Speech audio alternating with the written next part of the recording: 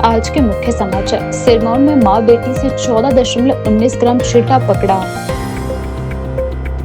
सरकार के 3 साल का जश्न, भाजपा हुई हमलावर। कैंसर से जूझ रही शौर्य की मदद के लिए आगे आया राष्ट्रीय हिंदू वाहिनी संघ।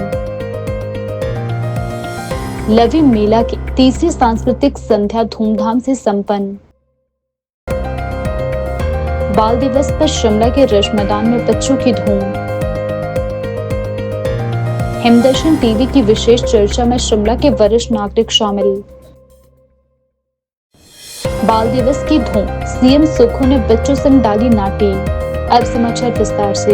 हिमाचल प्रदेश में कांग्रेस सरकार के 3 वर्ष पूरे होने पर भाजपा ने तीखा हमला बोला है। भाजपा प्रदेश वरिष्ठ प्रवक्ता एवं विधायक त्रिलोक जम्वाल और प्रदेश मीडिया प्रभारी रणधीर शर्मा ने सरकार के जश्न मनाने के फैसले को जन भावनाओं के विपरीत बताया है। विधायक त्रिलोक जम्वाल ने कहा कि कांग्रेस सरकार की कोई उपलब्धि ही नहीं है, इसीलिए जश्न मनाने का कोई औचित्य नहीं बनता है। उन्होंने आरोप लगाया कि 3 साल के कार्यकाल में भ्रष्टाचार, महंगाई, अंधाधुंध कानून व्यवस्था और अधूरी गारंटियों का बोलबाला रहा है। जमाल ने कहा कि ठेकेदारों को भुगतान न मिलना, पेंशन धारकों की समस्याएं, डीए का कागजों में सिमट जाना और युवाओं को रोजगार न मिलना कांग्रेस सरकार की नाकामी को दर्शाता है। उन्होंने कहा कि प्रदेश के 28 लाख बहनें आज भी 1500 रुपए की प्रतीक्षा कर रही है। किसान व बागवान अपने अधिकारों के लिए तरस रही है और युवाओं के लिए पक्की नौकरी सपना बन गई है। उन्होंने आरोप लगाया कि प्रदेश में क्राइम रेट बढ़ रहा है और भू माफिया तथा शराब माफिया को राजनीतिक संरक्षण मिला है। सरकार ने हिमाचल को अंधेर नगरी बना दिया है। इसी क्रम में भाजपा प्रदेश मीडिया प्रभारी रणधीर शर्मा ने भी कांग्रेस सरकार पर गंभीर आरोप लगाए हैं। उन्होंने कहा कि सरकार ने 3 साल में ऐसा कोई कार्य नहीं किया जिसके लिए जश्न मनाया जाए। उन्होंने कहा कि सरकार चुनावी वादे तो छोड़िए, चुनावी गारंटियां तक पूरी करने में विफल रही है। उन्होंने दावा किया कि प्रदेश पर 1 लाख करोड़ रुपए का कर्ज चढ़ाकर सरकार कर्मचारियों को समय पर वेतन और पेंशन तक नहीं दे पा रही है। उन्होंने कहा कि सड़कों के ज्यादातर विकास कार्यों केंद्र सरकार के फंड जैसे PMGSY और सेंट्रल रोड फंड से ही पूरे हो रहे हैं। प्रदेश सरकार का बजट कहीं नजर नहीं आता है। उन्होंने आरोप लगाया कि सरकार ठेकेदारों को भुगतान करने में विफल रही है और विधायकों की निधि भी जारी नहीं खींचा रही है। ऐच्छिक निधि में कटौती से विकास कार्य ठप पड़े हैं। उन्होंने कहा कि आपदा प्रभावितों को राहत देने में सरकार पूरी तरह नाकाम रही। हिमाचल प्रदेश की कांग्रेस सरकार ने अपना 3 साल का कार्यकाल पूरा होने पर जश्न का कार्यक्रम आयोजित करने का निर्णय लिया है। हमारा मानना है कि इस सरकार को जश्न मनाने का कोई नैतिक अधिकार नहीं है, क्योंकि इस सरकार ने 3 साल में जनहित में, प्रदेश हित में कोई काम नहीं किया। कोई ऐसी उपलब्धि सरकार की नहीं है जिसके लिए सरकार जश्न मनाए। ये सरकार तो अपने चुनावी वायदे तो दूर, चुनावी गारंटियों तक को पूरा करने में विफल सिद्ध हुई है। इस सरकार ने प्रदेश को आर्थिक दिवालियेपन के कगार पर खड़ा कर दिया है। 1 लाख करोड़ रुपए कर्जा इस प्रदेश पर चढ़ाकर ये सरकार कर्मचारियों को वेतन और रिटायर्ड कर्मचारियों को पेंशन भी समय पर नहीं दे पा रही है। विकास कार्य ठप है। जो विकास हो भी रहे हैं, आज सड़कों की मरम्मत वो केंद्र से आए PDA-NA के फंड से हो रही है, या सड़कें प्रधानमंत्री ग्राम सड़क योजना या सेंट्रल रोड फंड से बन रही है। प्रदेश सरकार का बजट कहीं नजर नहीं आता। यहाँ तक कि ठेकेदारों को पेमेंट तक सरकार करने में नाकाम सिद्ध हुई है। यही नहीं, इस सरकार ने तो हमारी विधायक निधि भी जारी नहीं की। जुलाई, अगस्त, सितंबर महीने की किस्त भी आधी जो है वो अभी जारी नहीं हुई है। अक्टूबर, नवंबर, दिसंबर की किस्त अभी तक जारी नहीं हुई है। ऐच्छिक निधि में कटौती सरकार ने कर दी है। आपदा प्रभावितों को राहत देने में ये सरकार विफल रही है। जो आज सड़कें क्षतिग्रस्त है, उनका पुनर्निर्माण नहीं हो पा रहा, उनकी मरम्मत नहीं हो पा रही। PDA-NA का पैसा आया है तो थोड़ी मरम्मत उसकी हो रही है। जल शक्ति विभाग में पीने के पानी की स्कीमों के लिए केंद्र सरकार से जो पंचायतों में पैसा आया था उस पैसे को डाइवर्ट किया जा रहा है जल शक्ति विभाग में, ताकि स्कीमों की रिपेयर हो सके। ऐसी सरकार जिसने हिमाचल प्रदेश को 3 साल में जो है पीछे धकेलने का काम किया, 2000 से ज्यादा संस्थान बंद कर दिए, कोई नया काम किया नहीं, प्रदेश हित जनहित में काम करने में सरकार ने हमेशा नाकामी पाई है। और यहाँ तक कि ये सरकार जो है हिमाचल प्रदेश की जनता पर अलग अलग टैक्स लगाकर, अलग अलग कर लगाकर आर्थिक बोझ डाल रही है। इसलिए इस सरकार को जश्न मनाने का कोई नैतिक अधिकार नहीं है। मानव सेवा की मिसाल पेश करते हुए राष्ट्रीय हिंदू वाहिनी संघ की टीम ने कैंसर अस्पताल में भर्ती 11 वर्षीय शौर्य को आर्थिक सहायता प्रदान की। संगठन की कोर कमेटी के सभी सदस्यों ने मिलकर कुल 14,500 की राशि एकत्र की और यह सहायता शौर्य के परिजनों को भेंट की गई। राष्ट्रीय हिंदू वाहिनी संघ हिमाचल प्रदेश के अध्यक्ष अशोक शर्मा, संगठन मंत्री मनोज कुमार और जिला शिमला के अध्यक्ष केसर वर्मा अस्पताल पहुंचे और बच्चे की स्थिति का हाल जाना। उन्होंने परिवार को सांत्वना दी और इलाज के लिए हर संभव सहयोग का आश्वासन दिया। संगठन के पदाधिकारियों ने कहा कि ऐसे कठिन समय में समाज का हर वर्ग आगे आकर पीड़ित परिवारों की मदद करे, यही सच्ची मानवता है। परिजनों ने राष्ट्रीय हिंदू वाहिनी संघ का धन्यवाद करते हुए इस सहयोग को बच्चे के उपचार में महत्वपूर्ण बताया। शौर्य के बेहतर उपचार और शीघ्र स्वास्थ्य लाभ की कामना की जा रही है। नमस्कार, मैं राष्ट्रीय हिंदू वाहिनी प्रदेश अध्यक्ष अशोक शर्मा, मेरे साथ मनोज भाई, साथ में जो संगठन मंत्री है और साथ में हमारे केसर भाई अध्यक्ष थे।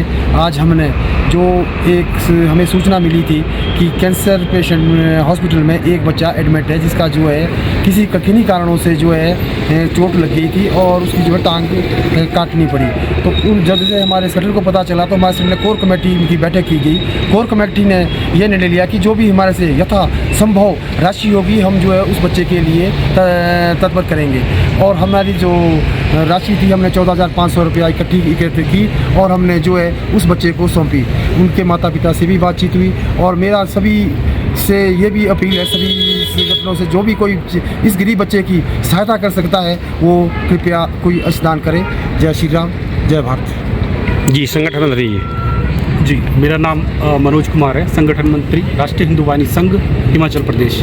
हमें आज बहुत खुशी हो रही है कि हम एक छोटा बच्चा जिसको कि अभी धनराशि की बहुत जरूरत थी उपचार के लिए, तो संगठन ने मिलकर ये डिसीज़न लिया कि हम सब मिलकर एक राशि एकत्र करें और उस बच्चे को दें। तो हमने आज जो 14,500 राशि जो हमारे पास एकत्र हुई वो इस बच्चे को देकर आए हैं। और सबसे अच्छी बात यह है कि हमारा जो संगठन है वो जातिवाद के बिल्कुल अलग चलता है। हमने किसी भी ये बिना सोचे उस बच्चे की जात क्या थी, धर्म क्या था, हमने उसको वो धनराशि दी। और हमें खुशी इस बात की है कि ऐसे ही राष्ट्रीय हिंदू वाहिनी संघ सब अपने भाइयों को हिंदू संगठन में जोड़ते हुए चलता है बिना जात पात के भेदभाव के। और मैं ये भी साथ में कहना चाहूँगा जो कुछ एक लोग हिंदुत्व में जाति पाति फैलाना चाह रहे हैं उनके लिए एक सॉफ्ट संदेश है हमारा जो बरगलाए जा रहे हैं कि वो मिल के चलें, हिंदुत्व के लिए चलें, ये बिना सोचे हेल्प करें एक दूसरे की। जिस तरह से आज राष्ट्रीय हिंदू वाहिनी संघ ने एक प्रचार सबके सामने एक जो अपनी तस्वीर रखी है कि राष्ट्रीय हिंदू वाहिनी संघ किस तरह से कार्य करता है, तो इसी तरह से सभी हिंदू भाई इकट्ठे होकर एक साथ चलें। जी, धन्यवाद। हिमाचल प्रदेश में नशा तस्करी के खिलाफ चल रहे विशेष अभियान के तहत जिला सिरमौर और कांगड़ा में पुलिस ने 2 अलग अलग मामलों में बड़ी कार्यवाही की है। सिरमौर में मां बेटी से 14.19 ग्राम चिट्टा और 8,500 नगद, जबकि कांगड़ा में एक युवक और नाबालिग से 101.91 ग्राम चिट्टा बरामद किया गया है। गुप्त सूचना के आधार पर माजरा थाना पुलिस टीम ने ग्राम भगवानपुर में तबीश दी। तलाशी के दौरान पुलिस ने शहीदा बेगम निवासी ग्राम भगवानपुर पोंटा साहिब और उसकी बेटी हसीन फातिमा निवासी फेजपुर ताजेवाला जिला यमुनानगर हरियाणा के कब्जे से 14.19 ग्राम चिट्टा और 8,500 नगद बरामद की। दोनों आरोपियों को न्यायालय में पेश किया जाएगा और पुलिस रिमांड पर लेकर पूछताछ भी की जाएगी ताकि यह पता लगाया जा सके कि नशा कहां से लाया जाता था और किन किन लोगों को बेचा जाता था। उन्होंने कहा कि नशे के खिलाफ पुलिस की यह कड़ी कार्यवाही आगे भी जारी रहेगी। इस अभियान के तहत कांगड़ा जिले के समेला क्षेत्र में पुलिस ने गुप्त सूचना के आधार पर एक PB नंबर की बाइक पर सवार 2 युवकों की तलाशी ली। पूछताछ में संदेह होने पर जब बाइक की जांच की गई तो उसमें 101.91 ग्राम चिट्टा हेरोइन बरामद किया गया। पुलिस ने गुरविंदर सिंह लुधियाना पंजाब और चंबा जिले के एक नाबालिग को गिरफ्तार किया है। DSP कांगड़ा अंकित शर्मा ने बताया कि न्यायालय ने आरोपी गुरविंदर सिंह को 5 दिन के पुलिस रिमांड पर भेज दिया है, जबकि नाबालिग को बाल सुधार गृह भेजने की प्रक्रिया शुरू कर दी गई है। उन्होंने कहा कि आरोपी से पूछताछ कर यह पता लगाने की कोशिश की जा रही है कि वह नशा कहां से लाता था और किन क्षेत्रों में सप्लाई की जाती थी। पुलिस ने दोनों ही मामलों में कहा कि हिमाचल प्रदेश में नशे के खिलाफ अभियान और सख्त कार्यवाही लगातार जारी रहेगी ताकि युवाओं को इस जहर से बचाया जा सके और राज्य को नशा मुक्त हिमाचल बनाया जा सके। अंतर्राष्ट्रीय लवी मेला 2025 की तीसरी सांस्कृतिक संध्या रामपुर बुशहर में परंपरागत उत्साह, लोक संस्कृति की समृद्ध छटा और अपार जन समूह की उपस्थिति के बीच भव्य रूप से संपन्न हुआ। इस अवसर पर हिमाचल प्रदेश के लोक निर्माण एवं शहरी विकास मंत्री विक्रमादित्य सिंह मुख्य अतिथि के रूप में उपस्थित रहे, जबकि प्रदेश कांग्रेस अध्यक्ष प्रतिभा सिंह विशिष्ट अतिथि रही। अंतर्राष्ट्रीय लवी मेला समिति के अध्यक्ष एवं उपायुक्त शिमला अनुपम कश्यप ने मुख्य अतिथि तथा अन्य अतिथियों को हिमाचली टोपी, शॉल और स्मृति चिन्ह भेंट कर सम्मानित किया। नगर परिषद रामपुर ने भी सभी सम्मानित अतिथियों का स्वागत एवं सत्कार किया। कार्यक्रम की शुरुआत स्थानीय स्कूलों के बच्चों की मनमोहक सांस्कृतिक प्रस्तुतियों से हुई। सांस्कृतिक संध्या का मुख्य आकर्षक स्थानीय और आमंत्रित कलाकारों के शानदार प्रदर्शन रहे। प्रसिद्ध कलाकार केदार नेगी, रामेश्वर शर्मा, रोहिणी डोगरा, डिम्पल ठाकुर, किशन वर्मा, तांत्रा बॉयज और कुमार साहिल ने एक से एक बढ़कर प्रस्तुतियां देकर दर्शकों को मंत्रमुग्ध कर दिया। उनके संगीत और नृत्य प्रदर्शन पर दर्शक देर रात तक झूमते रहे। तीसरी सांस्कृतिक संध्या की सफलता के साथ लवी मेला 2025 का उत्साह और भी बढ़ गया और आने वाले आयोजनों को लेकर लोगों में खासा उत्साह भी देखने को मिल रहा है। और सर को बहुत बहुत बधाई। पहले तो सर की शादी के लिए एक बार जोरदार ताली और हल्ला करके तो में ऐसा डाला जो हमारे बड़े लोग होते हैं उनकी 2 लफ्ज़ ही बहुत होते हैं। एक बार जोरदार ताली डिस्ट्रिक्ट एडमिनिस्ट्रेशन के लिए लगाइए।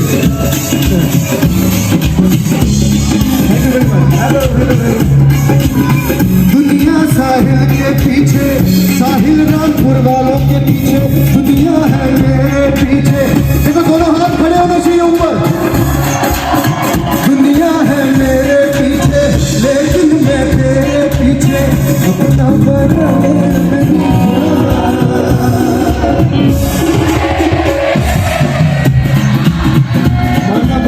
दुनिया है मेरे मुझको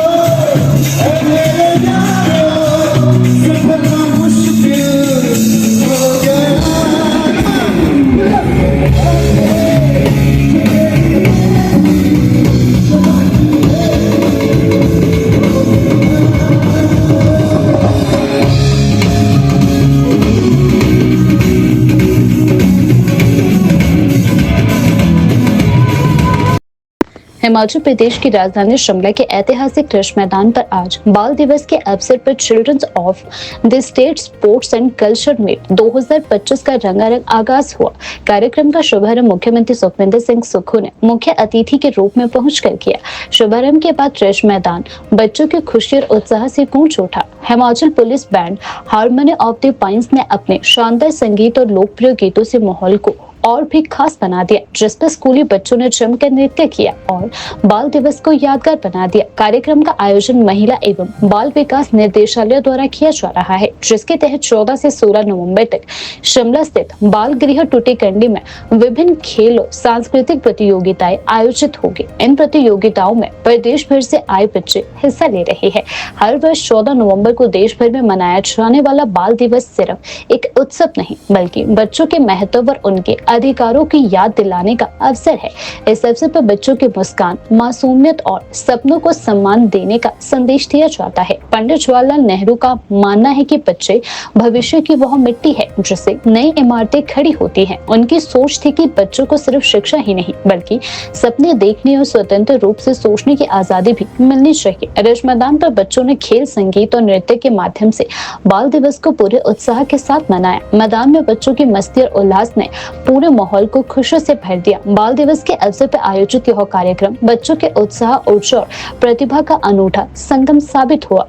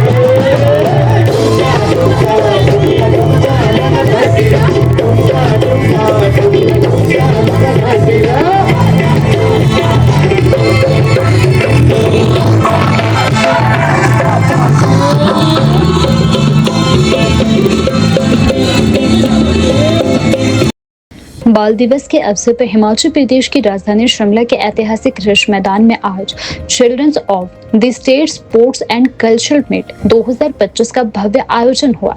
कार्यक्रम का शुभारंभ मुख्यमंत्री सुखविंदर सिंह सुक्खू ने किया, जबकि बड़ी संख्या में स्कूली बच्चों ने उत्साहपूर्वक उनका स्वागत किया। साथ ही स्कूली विद्यार्थियों ने संगीत की धुन पर जमकर नृत्य किया और बाल दिवस को यादगार बनाया। बच्चों के उत्साह को देखते हुए मुख्यमंत्री सुक्खू, सामाजिक न्याय एवं आधिकारिता मंत्री धनीराम शांडिल भी मंच पर पहुंचे और बच्चों के साथ पारंपरिक नाटी डाली। मुख्यमंत्री ने एक बच्चे को गोद में उठाकर स्नेह भी जताया। बाल दिवस के अवसर पर सीएम सुक्खू ने देश के पहले प्रधानमंत्री पंडित जवाहरलाल नेहरू को याद करते हुए कहा कि बच्चे बाग की नाजुक कली है जिन्हें प्यार और कोमलता से संवारना चाहिए। उन्होंने कहा कि नेहरू की इस प्रेरणा से प्रदेश सरकार ने मुख्यमंत्री सुख आश्रय योजना के तहत अनाथ बच्चों को चिल्ड्रन ऑफ द स्टेट का दर्जा दिया है। उन्होंने कहा कि सरकार इन बच्चों की पढ़ाई, सुरक्षा और हर जरूरत का पूरा ध्यान रख रही है ताकि उन्हें सम्मानजनक और बेहतर भविष्य मिल सके। इस अवसर पर विभिन्न स्कूलों से आए सैकड़ों बच्चों ने विविध सांस्कृतिक गतिविधियों में हिस्सा लिया। रंगारंग प्रस्तुतियों और संगीत के बीच बच्चों ने खुलकर मस्ती की और रिज मैदान दिन भर उत्साह और खुशियों से गूंजता रहा। कार्यक्रम का आयोजन महिला एवं बाल विकास विभाग द्वारा किया गया था तथा यह उत्सव 3 दिनों तक विभिन्न खेलों, सांस्कृतिक प्रतियोगिताओं के साथ जारी रहेगा। मुख्यमंत्री बनने के बाद सबसे पहले मैं अगर कहीं गया, वैसे तो परंपरा और रिवाज होता है कि सचिवालय में जाकर अधिकारियों की बैठक ली जाती है। मैंने उस परंपरा और उस व्यवस्था को बदला और मैं बालिका आश्रम गया। 11 दिसंबर 2022 को मैंने बालिका आश्रम जाकर बच्चों से कुछ सीखा, उनका हॉस्टल देखा, उनका खाने का, रहन सहन का तरीका देखा और मैंने ये सोचा कि जो प्रदेश की संपदा है उस संपदा पर इन बच्चों का भी अधिकार है। और जब पाया कि इन बच्चों की सिर्फ देखभाल की जाती है और 18 साल के बाद इनको आगे जीवन की दिशा जब तय करने का समय होता है, उस दिशा को कैसे आगे बढ़ना है, उस दृष्टिकोण से कोई योजना नहीं थी।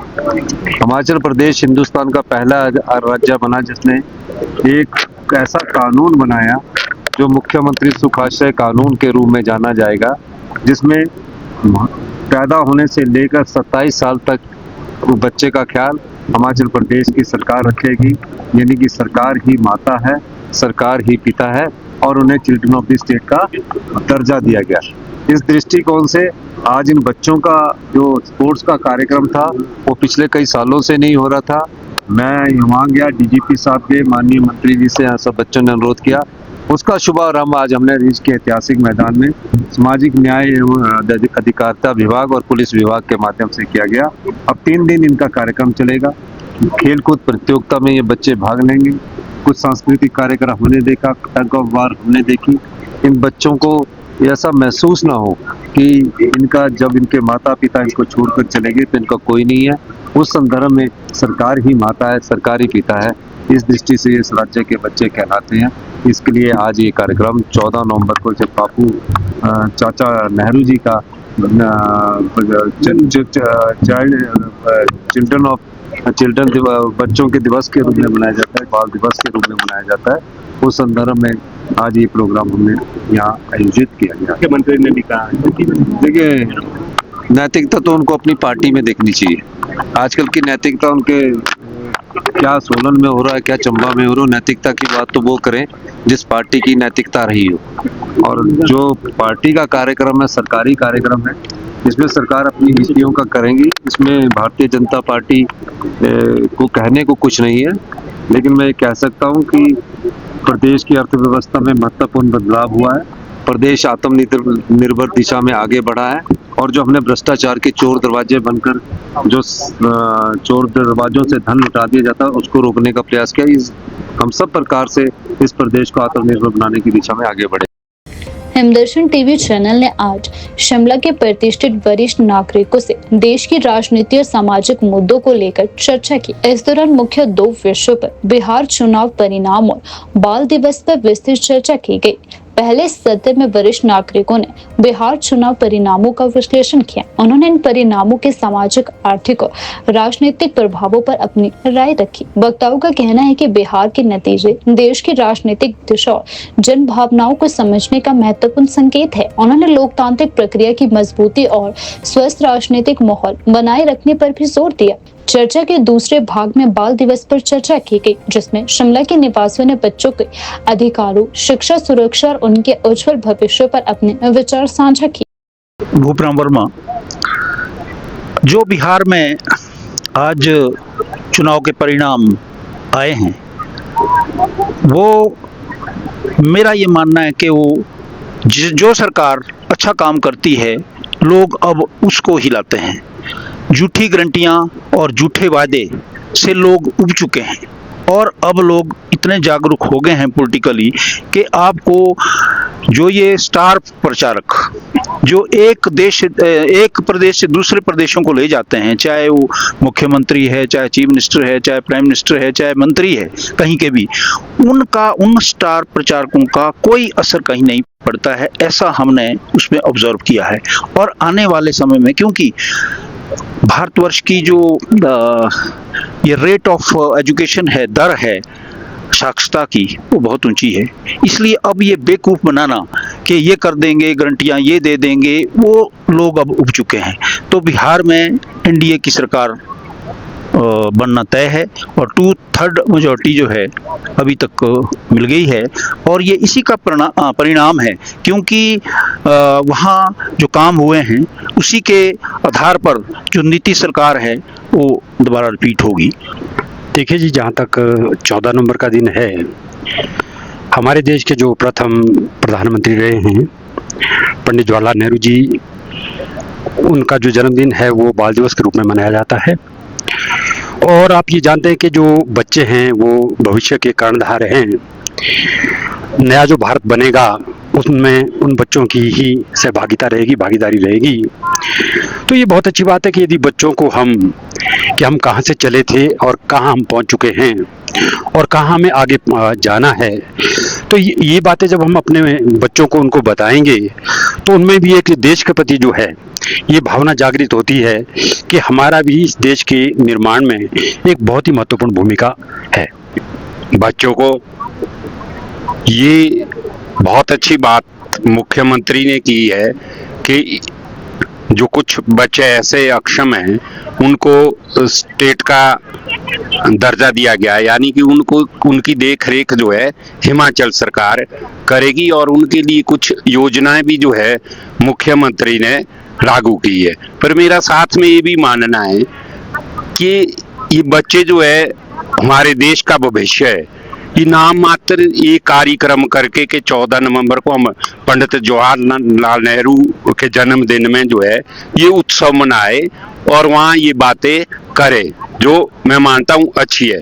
परंतु मुख्यमंत्री को चाहिए कि क्या जो ये घोषणा हुई है या की है, क्या ये धरती पे भी उतरी है, कहीं जमीन पे भी उतरी है क्या? जो इसके बेनिफिट जिन बच्चों को मिलने थे, वो चाहे अक्षम है, चाहे जिनके मदर फादर नहीं रहे, क्या उसके बाद भी किसी की ये देख रेख नहीं बनती कि उन बच्चों तक ये चीजें पहुंची है कि नहीं पहुंची है? अब ये हमारा देश जो अब एक डेमोक्रेटिक कंट्री है, अब यहाँ पे बोलने का हक सबको है।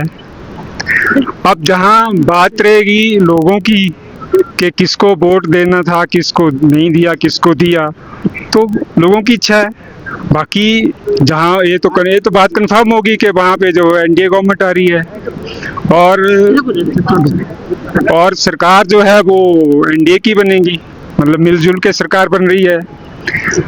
बाकी सर ने एक बहुत अच्छी बात कही कि आपने भी ये प्रश्न किया था कि लोग जो हैं वो कभी बीजेपी में चले जाते हैं, कोई कांग्रेस में चला जाता है।